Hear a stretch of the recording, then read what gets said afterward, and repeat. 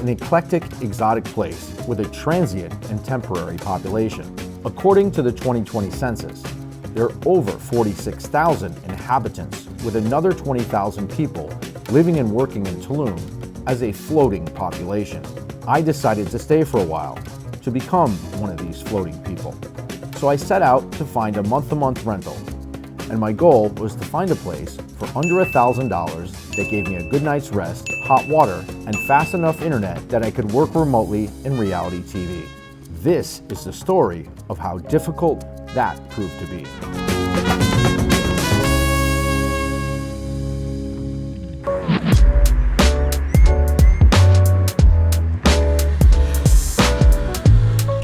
So I've been here in Tulum now for 1 week, and in that 1 week, I've found a place to work, the digital jungle. I also found a place to live. I'm going to put a deposit on an apartment in downtown Tulum later on today. It's a studio apartment. The neighborhood's a little sketchy looking, but the building's secure, and it's only $425 a month. So I've got a place to work and a place to live, and I'm gonna give this a go. I'm gonna stay here in Tulum for the next 6 months and try to function as a remote worker, a digital nomad. The one thing I have noticed about Tulum in this first week is that in the photos it's all white sandy beaches, sunshine, and blue skies. What they don't show you in all the tourist photos and Instagram pictures and postcards about Tulum or the Mayan Riviera. That would be the thunderstorms and gray skies. If you were to be here for an extended period of time, you should expect a healthy dose of wet clothes and wet backpacks and hurrying through the rain. So today the sun is finally partially out. So I'm riding to the beach, and it's the first day in a week that I've been to the beach.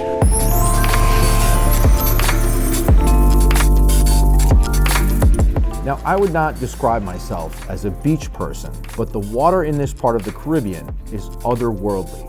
Renting a place within walking distance of the beach, however, is more like $1,000 a night than $1,000 a month. So while the beach is not a pragmatic place to live, it is, after all, what most people are here for. It's Sunday in Tulum, and I made it to the beach for the rejuvenating aspect of the seawater.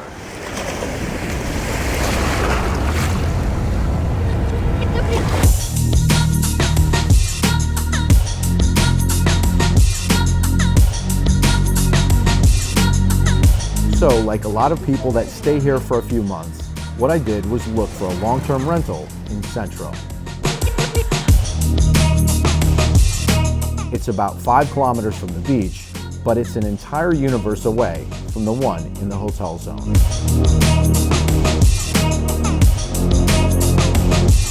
Renting a place here was a decision that I would come to regret. The neighborhood, a place I would come to hate living in, and the neighbors I would come to know as people I wouldn't wish on my worst enemy.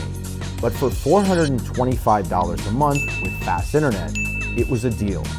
And so, for the next several months, love it or not, I would call this place home. Welcome to my crib.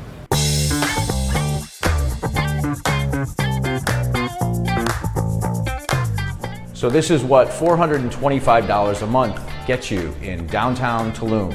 A studio apartment with a kitchenette. It's got a 2-burner stove and a little mini fridge, just enough for me to start cooking my own food, which will be a huge relief after being sort of coerced into a diet of street tacos for the last few weeks. I'm over that. It's got a brand new mattress on the bed. It's fully furnished. The padding for the chairs is coming in a few days.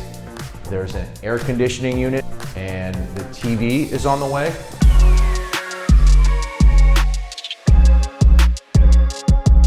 We've got some closet space. We also have a view of the alley. My view is basically of someone else's apartment, so I don't think I'll be keeping these windows open very much. I could see the neighbor's bra and panties hanging just in front of the window, so hopefully they're clean.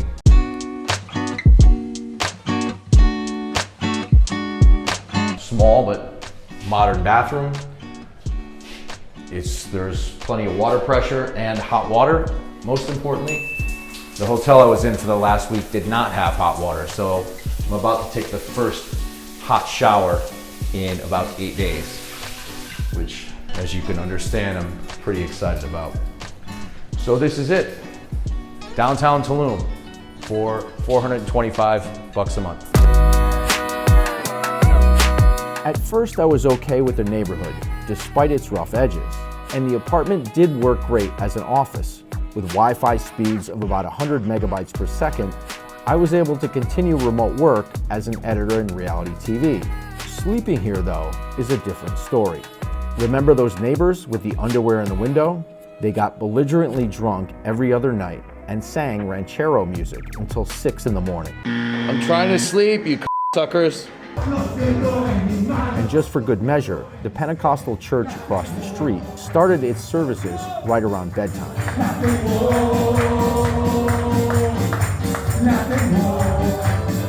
The neighborhood came with a few other perks too, namely cartel shootings at restaurants, weekly all-night street festivals, and a free alarm clock in the form of mobile loudspeakers, advertising things you really need at 8 a.m., like dessert and gas. Needless to say, there were many sleepless nights at this place, so I used the apartment building during the week as an office and got away on the weekends for a little peace and quiet. Central Park Tulum is a luxury residential development in La Valletta. It features amenities like a spa, a gym, Tesla chargers, and a co-working space. But it is in the middle of the jungle and off the city grid. It is called Central Park, and it is kind of an oasis of civilization here in the middle of the jungle. But with all the dirt roads around us and the half-finished construction, I definitely would not plan on getting chauffeured up here in your Rolls Royce. I did like staying in Central Park because I was always able to get a good night's sleep, and it blended the craftiness of Tulum with the comforts of a real civilization. But the internet was too slow for me to do my job, and with Airbnb fees, it cost about $100 a night. And despite the property having a biological water treatment plant, whatever that means, the tap water smelled like sewage.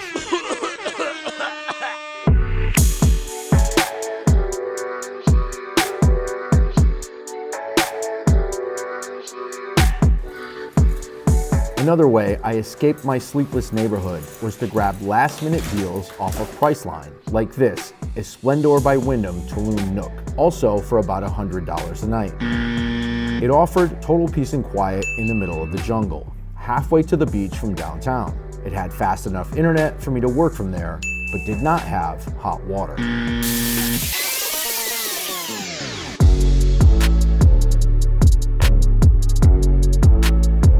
Most of the time in Tulum, I was also paying $250 a month for the fee at Digital Jungle, the co-working office.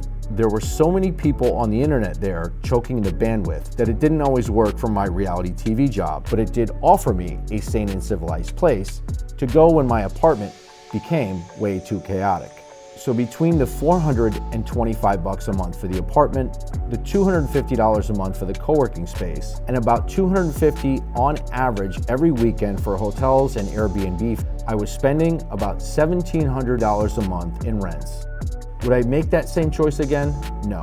Nor would I advise anyone else to do so. But if your mind is set on Tulum, you should plan on spending about $1,500 a month in rent to live in a civilized place, have fast internet, get sleep, and have hot water that doesn't smell like someone left raw chicken in the trash.